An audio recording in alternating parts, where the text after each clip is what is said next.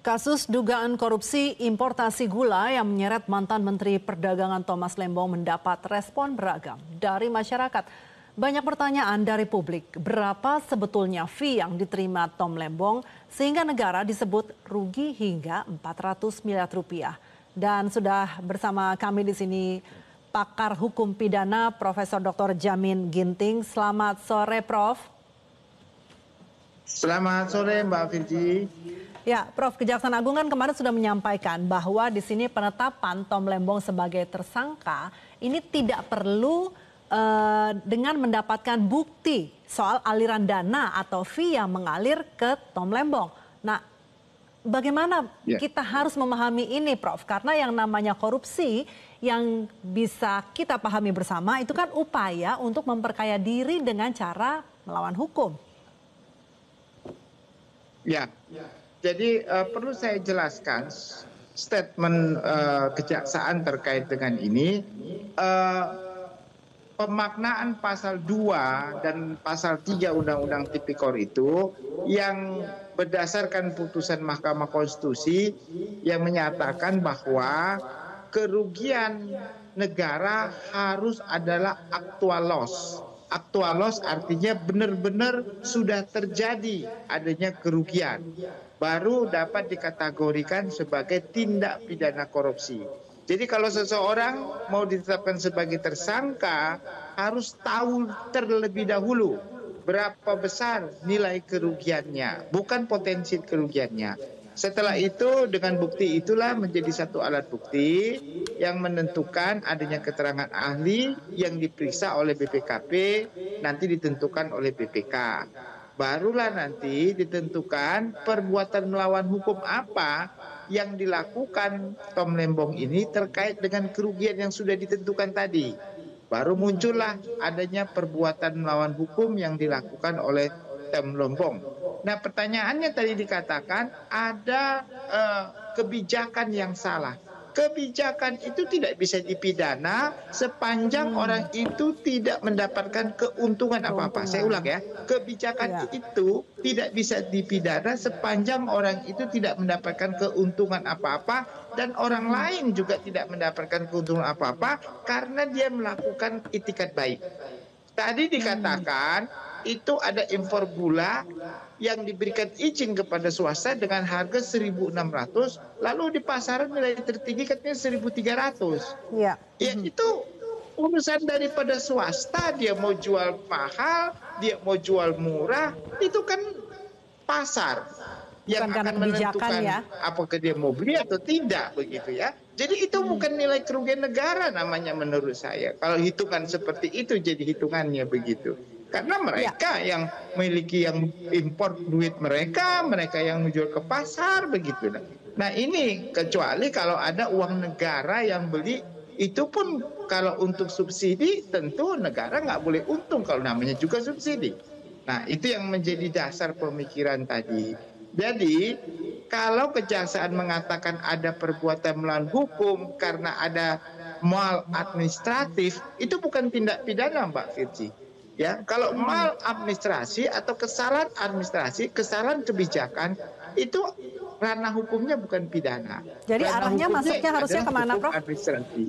Hukum administrasi. Itu ranah hukum administrasi. Jadi diberikan sanksi administratif. Karena dia sudah tidak menjabat lagi, maka itu tidak bisa lagi dimintakan pertanggungjawaban administratif kepada orang yang tidak menjabat. Hanya orang yang menjabat saja yang bisa dimintakan administratif. Makanya setiap tahun itu ada evaluasi, ada BPK yang memeriksa. Nah sekarang kan pasti ada. Apakah waktu diperiksa dia bagaimana pada saat itu? Kan tidak ada hal-hal yang menyatakan 2 tahun atau 3 tahun dinyatakan dia ada kekeliruan dalam mengambil kebijakan. Nah kalau tidak ada, makanya tidak bisa. Kecuali tadi saya katakan, kalau ada aliran dana yang ada padanya dengan mendapatkan suap ataupun pemberian dari orang perizinan tadi diberikan kepada swasta tersebut, dia dapat duit, dapat manfaat. Nah itu perbuatan melawan hukumnya, bukan administratifnya begitu. Ya, berarti bisa dari pernyataan Prof tadi bisa kita simpulkan bahwa pasal yang dikenakan, yaitu pasal 2 dan 3 yang dikenakan kepada Tom Lembong itu artinya betul-betul tidak tepat ya? Kalau di Indonesia itu pasal satu-satunya pasal keranjang sampah untuk bisa menetapkan orang menjadi tipikor korupsi. Karena Maksudnya gimana pasal keranjang sampah, Prof? Negara lain cuma suap. Suap. Kalau orang suap itu baru tipikor. Kalau negara dirugikan karena kebijakan, itu dilihat adalah masalah administratif kebijakan. Kebijakan itu tidak dapat dipidana dalam 3 hal.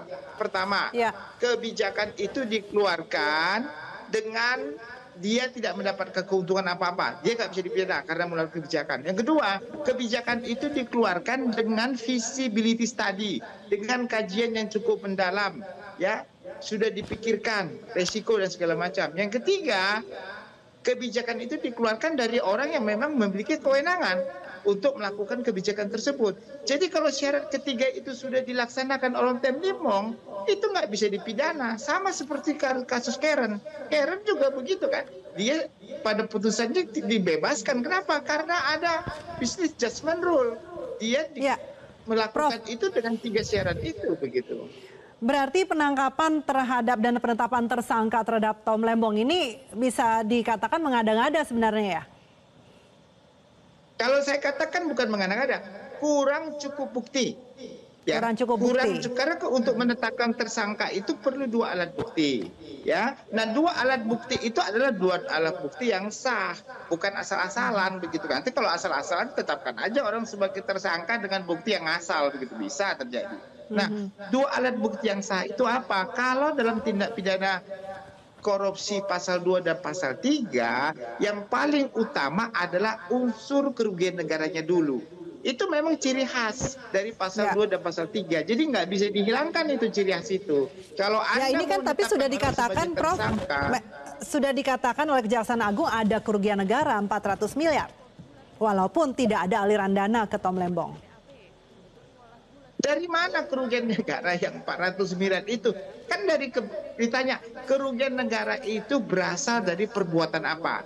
Kalau tadi dikatakan berasal dari maladministratif gitu ya. Kesalahan administratif, kebijakan yang salah.